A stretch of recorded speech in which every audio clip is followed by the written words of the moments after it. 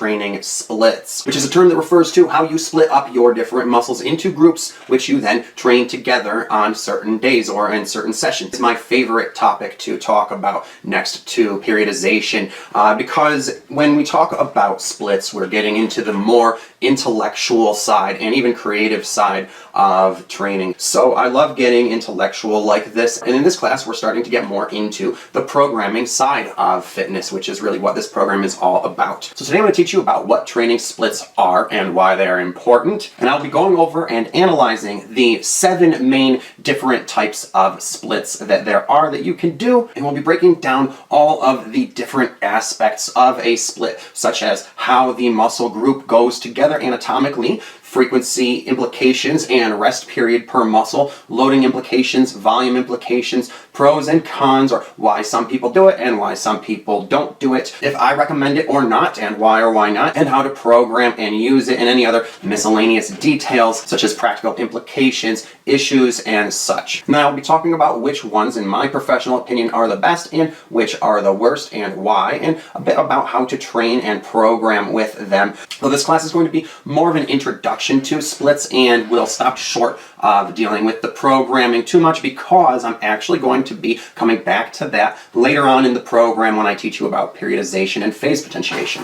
But I'm going to be teaching you most of what you need to know about splits today in order to have a working knowledge of them and how to use them in your training. And this is very important knowledge to have, and it's crazy that most people who I meet in the gym do not know what the term splits even means and do not understand the differences between any of them or even what most of them are. And you'd be surprised at how many people I meet who've been working out a lot longer than I have and are just totally ignorant to this stuff. But since splits has to do with how you organize and systematize your training sessions in such a way that you are manipulating your training volume and frequency and other training variables over the course of the training week, it is a very significant and huge part of your programming and will make a huge difference in how you progress and how fast or slow you are achieving your results. All right, learning about training splits years ago for me was one of my biggest breakthroughs. Once I started experimenting with different splits and manipulating those variables that came along with it, then everything started to click into place for me, and I started to really figure out how to train best in different ways and make much more rapid success. So this is a very important and exciting class for me to be teaching you today. Make sure you watch it to the very end, and hopefully when you start experimenting with it, you'll see why I'm so passionate about this, and you will be too. So without any further ado,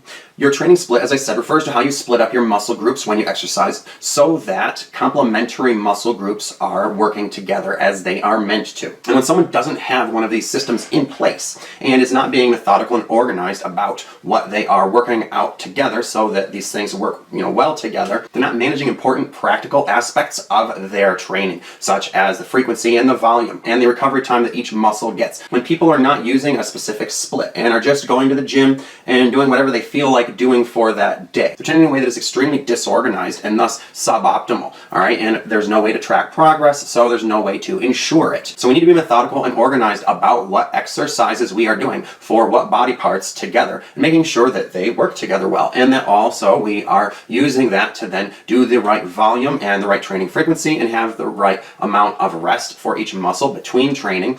And we want to make sure other aspects are also getting finely tuned and optimized as much as possible. Because when you systematize your workouts and training weeks like that, you're really able to, as I said, manipulate the training variables and see much better results. Now, the best, most optimal splits are ones that integrate the largest number of complementary muscle groups together into each workout and work them out in cooperation. And the best splits are also ones that are customized to the type of training that you are doing and what you are training for and how. All right, so your split is not something you should just choose at random because you like the way that it sounds, but it really depends on you and your training. It also depends on your level of experience and your schedule and how much time you have to devote to training each week and when those times occur and how much work you can do in each session and how fast you wish to progress. All right, and your split is also something that should change from time to time, just like I talk about and say over and over again when I talk about programming, how you need to change your program every so often. Your split is something that should get changed when you are doing your programming and manipulating your training variables. Now, I know you're probably wondering what these 7 main different types of splits are. Well, I'm going to get into that now. The first is what is called the bro split. You've probably heard of it. That is a single muscle per day split. The second is a 2 muscle per day split, which is a 4-day-a-week split. The third is the push-pull legs split. I know you've probably heard of that before. The fourth is an upper-lower split. The fifth is a full body split. And the sixth is doing a completely customized mix of whatever is ready to be trained again on that day. And the seventh is doing multiple sessions per day. So now I'm going to be completely breaking down and analyzing every aspect of each one of these and declaring for you which ones I find to be optimal and which ones I find to be suboptimal.